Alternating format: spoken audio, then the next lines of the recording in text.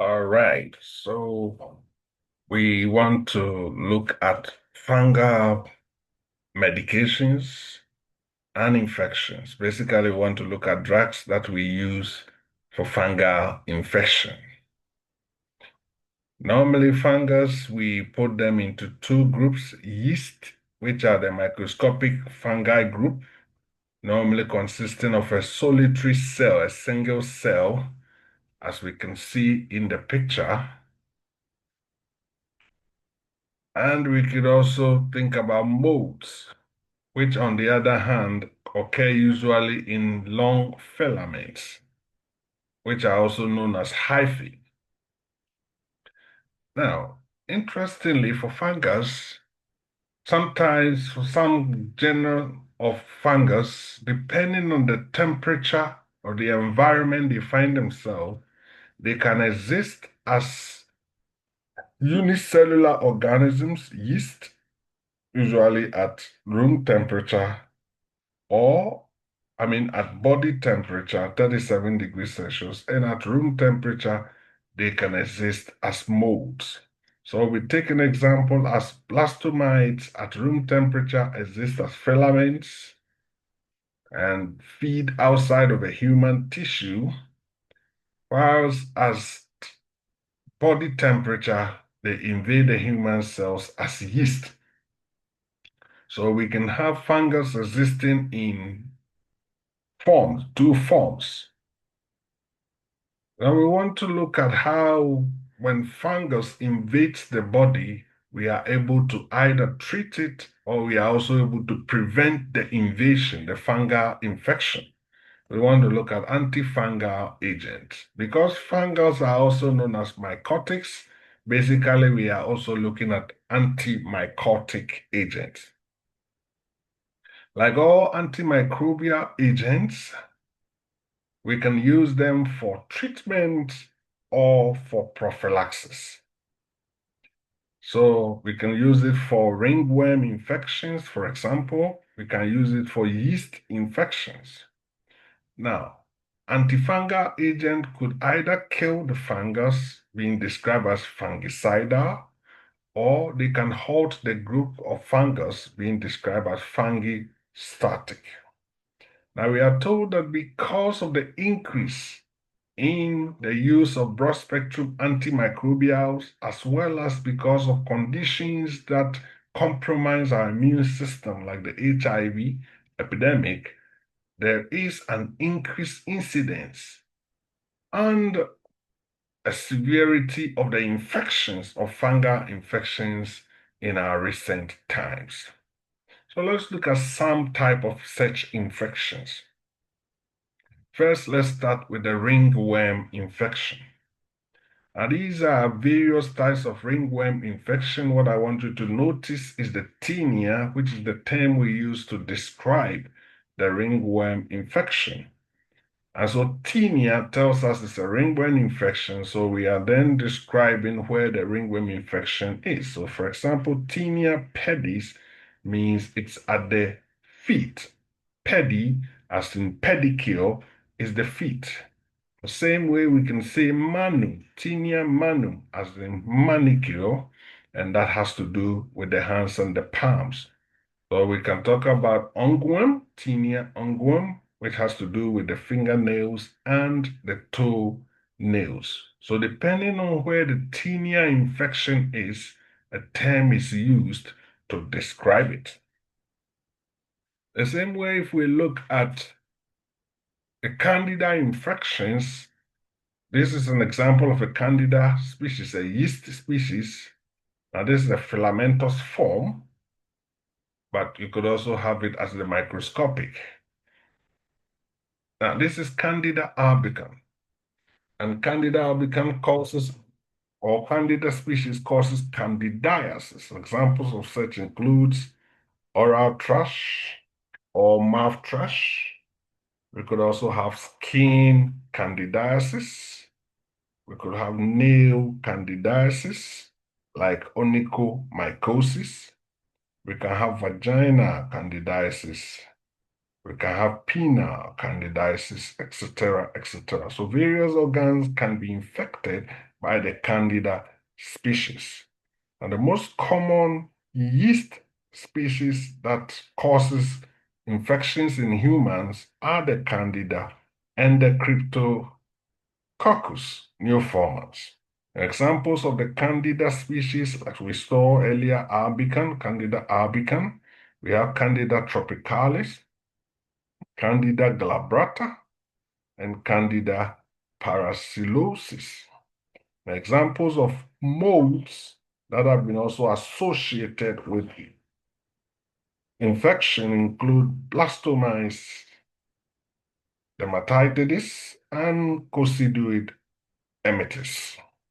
Now let's talk about our antifungal agent. We group them into two main groups: antifungal antibiotics, which are obtained from nature and basically includes nystatin, amphotericin B, and cresofovin. And then synthetic antifungal agents, which are obtained through a lab process done in the lab. So synthetic antifungal group, we have flucytosine, terbinafine, and the azoles. So we will look at all these groups. Now, of the azoles, we basically have imidazoles and triazoles. The triazoles being the newer ones. Example, itraconazole, fluconazole, whilst the imidazole are ketoconazole, miconazole, clotrimazole. Note that all these are azoles because they share a common structure, a five-membered heterocyclic compound, which has a nitrogen in it. And that is basically the idea of azoles. All right. Now, how do our antifungal agents work? So let's just take them. If we take the first group, the antifungal antibiotics, amphotericin and nystatin both are described as polyenes, and they work basically by forming pores in ergosterol, a very important component in fungal cell membrane.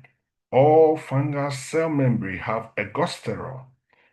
And so when we use amphotericin B or nystatin, these bind to the ergosterol and create a hole, basically altering the cell's permeability.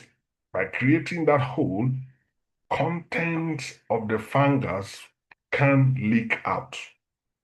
So intracellular ions, macromolecules leak out, and that leads to the death of the fungal cell.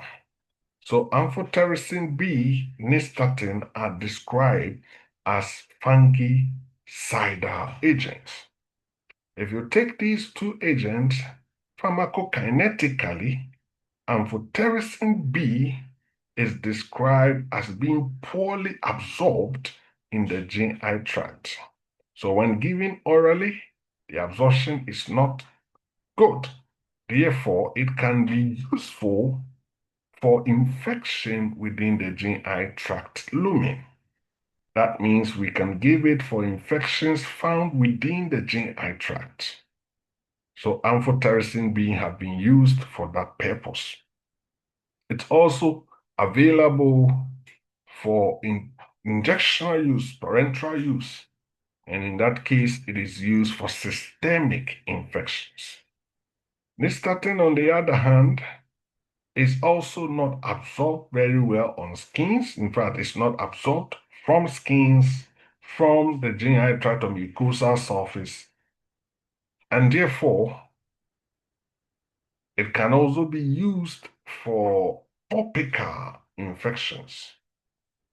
Note, however, that nystatin is too toxic to be used systemically, and therefore it is avoided systemically, unlike amphotericin B that can be given for systemic infections. When it comes to the distribution of the drug, amphotericin B distributes very well into tissues and hence can be used for tissue infections. It's been said that about 2 to 3% of the blood level is what can reach the CSF, meaning only small portion reaches the CSF. But that is good enough for if we have to give a treatment that involves the CSF, for example, fungal meningitis, then the drug has to be given into the space, and therefore intrathecal therapy is usually sometimes used if it is necessary. But if the infection is such that the 2-3% that crosses is enough to kill our fungus, that can also be done. Both agents are described as broad-spectrum antifungal agents, and they have activity against yeast, activity against molds. So it can be used for both mold infections and for yeast infections. Clinically, we have used it as our first line or our drug of choice for all life-threatening and serious fungal infections. It is our drug of choice. Nystatin, on the other hand, is used for topical, as we stated earlier, types of infections. So treatment of yeast infection like vaginal candidiasis or oral candidiasis, we use nystatin. In fact, nystatin is very useful for candida type of infection. Concerning adverse effects, amphotericin B may give us toxicity. Compared to nystatin, which is very toxic systemically, amphotericin could also give toxicity like all drugs. However, it's been shown that the toxicity of amphotericin B sometimes can occur immediately and other times can occur in a delayed fashion. So some examples of these toxicity include fever, chills, muscle spasms, vomiting, headache, hypotension, etc., etc. Renal damage could appear later in a delayed fashion, or it could also appear immediately, especially it could also be reversible or it could be irreversible depending on the extent of damage. Liver damage, anaphylactic or anaphylaxis, and anemia have also been associated with the medication, although not very frequently. Because of the extreme toxicity of nystatin, like we stated, it should be avoided systemically.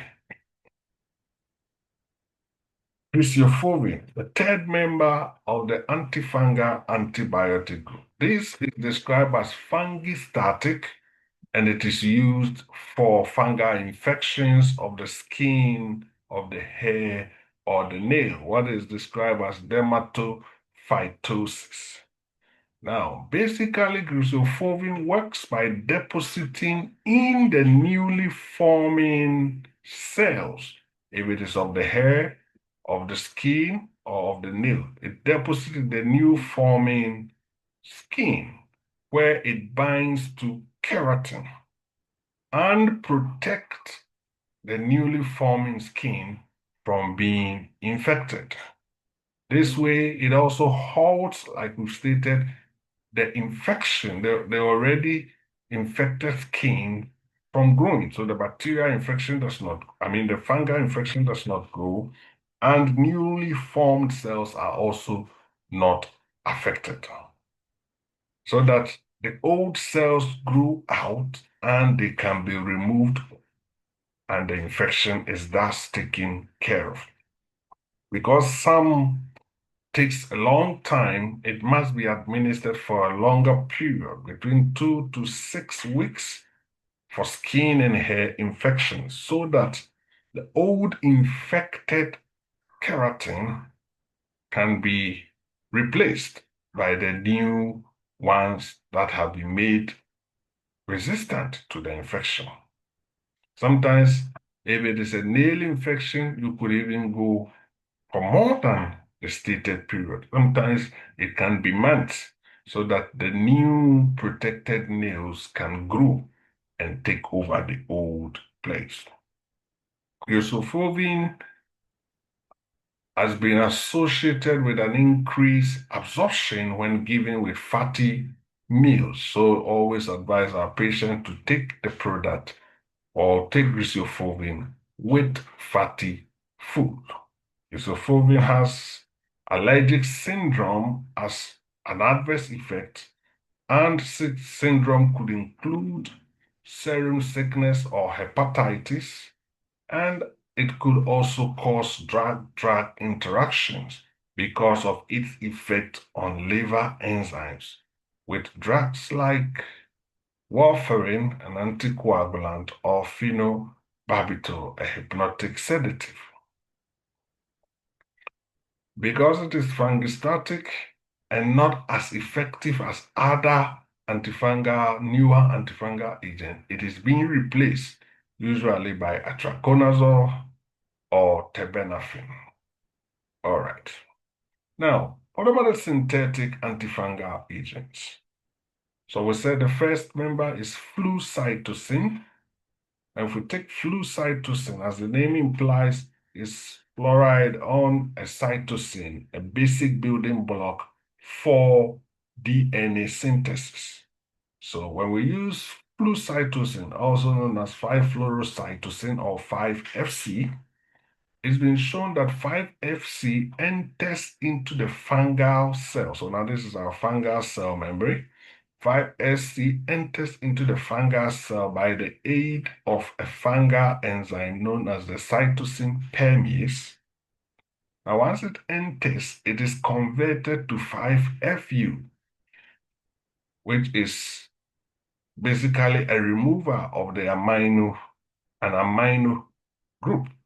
So that is a cytosine deaminase to remove an amino. By removing aminos from the 5-FC, we get 5-FU.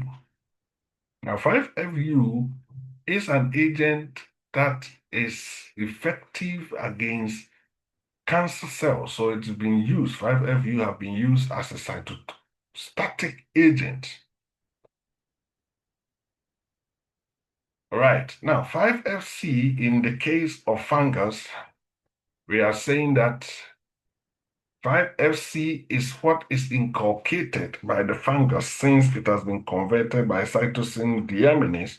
5-FC is now used by the fungus as a means to generate its RNA and DNA. And in this case, because the 5-FC FU is extensively inculcated into the fungal RNA and DNA, it inhibits the synthesis of both the RNA and DNA. This way, it halts the growth of the fungal cell. Therefore, flucytosine is also described as a fungistatic agent.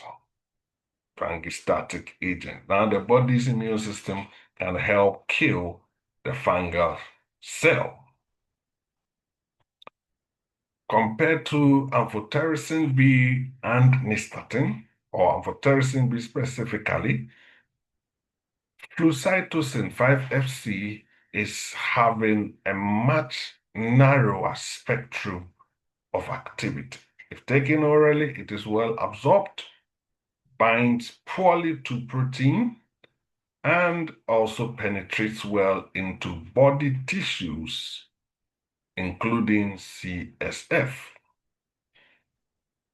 It is eliminated by the kidney, and in HIV/AIDS patients, it's been shown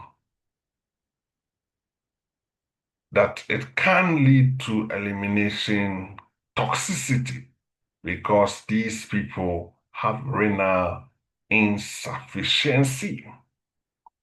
Clinically, because of its narrow spectrum, it is being used mostly for yeast infection like Cryptococcus pneumonitis infection and other candida infection.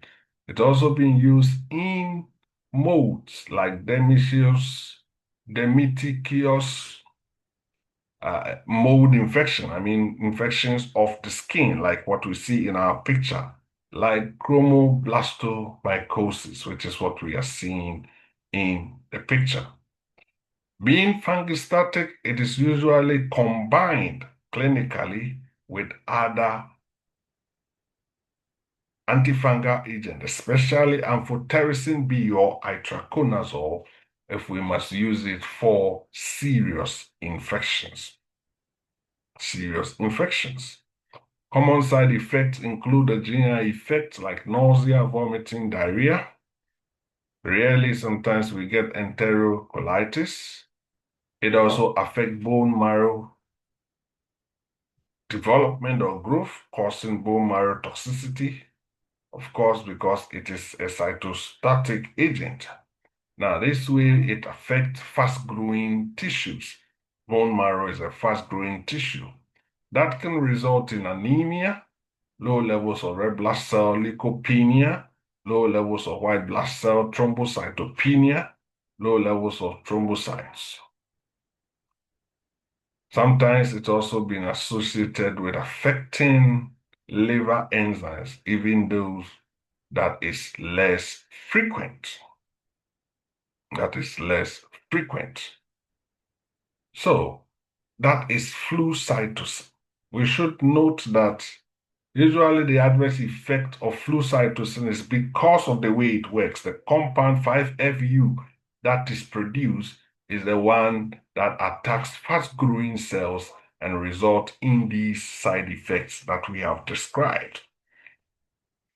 Terbinafine, on the other hand, the second member of the synthetic antifungal agent, is said to also prevent the formation of ergosterol. Now, note that we said ergosterol is an important component in fungal cell wall. Terbinafine prevents the formation of ergosterol, and it does so by inhibiting the enzyme squalene epoxidase, an enzyme required for the conversion of squalene into lanosterol and eventually ergosterol. If that is done, preventing the formation of ergosterol, it leads to accumulation of squalene in the fungal cell, and this weakens the fungal cell wall and hence can break and cause the death of the fungus. These have been used for fungal treatment of scalp, of body, of groins, of the feet, fingernails, toenails. We should note that terbinafine is not a drug that you could just walk into a pharmacy to pick. It's a drug that is supposed to be on a doctor's prescription. It's a prescription-only medication. Now, azoles, on the other hand, the third member of our synthetic antifungal agent, there are two main classes of the azoles, the older group, the imidazole, the newer group, the triazoles. The older group, I like to use KMC to remember, ketoconazole, miconazole, clotrimazole. And triazole, I like to use if to remember, itraconazole, fluconazole. How do these azoles work? All these members work by the same mechanism. Now, the same method where we create ergosterol using squalene, in this case, when it comes to azoles, they also inhibit the synthesis of ergosterol, just like we talked about for terbinafine. However, they use different enzymes. So, whereas terbinafine is using squalene epoxidase, azoles work through the cytochrome P450 enzyme 14 alpha demethylase, for example. And by inhibiting this enzyme, it results in stopping or preventing or inhibiting the production of ergosterol. This results in the same effect like with terbinafine, weak cell wall, which can lase and cause content to move out or to be lost. It's been shown that this cytochrome P450 enzyme is also in human. Good news, however, is that this cytochrome P450 in human and the cytochrome P450 in fungus, the drugs we are describing, the azoles, have a higher affinity for the fungal cytochrome P50 over the human cytochrome P450. Thus, it's usually selective in picking the fungal infection. Now, of that activity, it's been shown that imidazoles have a lesser affinity for fungal cytochrome P450 enzyme compared to the triazoles, and thus imidazoles have more incidence of one, drug interactions, and two, of side effects. Because of that, none of the imidazole group is available orally because of the effect on the cytochrome P450 and that ultimately on the liver. So these actually affect liver, causes liver toxicity. The triazoles are available orally and they can be taken orally because of they having a greater specific affinity for fungal cytochrome P450. All right. When we take the spectrum of activity for our azoles, they are also useful for mold as well as candida yeast infection. So we've used it clinically for candidiasis type of conditions. So mucosal candidiasis, vaginal candidiasis. We use it for non-meningeal coccidioidomycosis. It's been used, especially the KMC, being used topically for most topical type of infections, used for seborrheic dermatitis, being used for pityriasis vesicola. Note that we used to have oral ketoconazole, but it has been withdrawn because of the fact that it's part of the imidazole group, not specific, more specific as far as liver enzymes are concerned. It causes liver toxicity. Its effect has been prominent and therefore has been withdrawn. In other words, we are just saying ketoconazole inhibits human cytochrome P450 enzyme, and by inhibiting it, causes significant endocrine effects, basically seen as gynecomastia, seen as infertility, seen as menstrual irregularities, and seen as liver toxicity. Adverse effects, mostly minor, simply because of the way we are using it. But like we've stated, it can affect the liver enzyme if used. So we are using it topically to reduce these effects mostly. Triazoles are safer, and therefore you don't have that effect very commonly if you are using it within the stated dosing. Rarely you may have some hepatitis showing if you are using the medication for long periods, All right. So that is our antifungal agent that we will use or we are using for fungal infections. Now note again, azoles may interact with human P450 enzyme by inhibiting those enzymes. Now, this can lead to the fact that the metabolism of other drugs may be reduced because of their inhibition. Now, that can result in an enhanced toxicity of those other drugs. So, for example, you have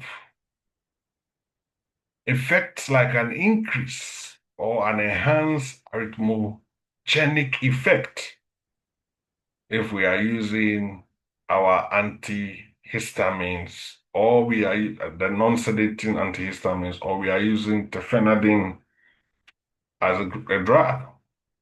We could also talk about other drugs which will have this enhanced toxicity because of the fact that they are all metabolized by the same human P450 enzyme. You take these agents, antifungal agents, the FDA pregnancy categorization puts nystatin at A, category A, amphotericin B, clotrimazole, terbinafine have been put under category B, fluconazole, itraconazole, and then the imidazoles, the KMC, with griseofovin have also been put under C. Fluconazole at higher doses have been put at D, at lower doses at C. All right. So that brings us to the end of an antifungal agent. Thank you very much. The Lord richly bless you. Don't forget to subscribe to the channel so that you get any new added material. Have a wonderful, wonderful rest of the day. God bless.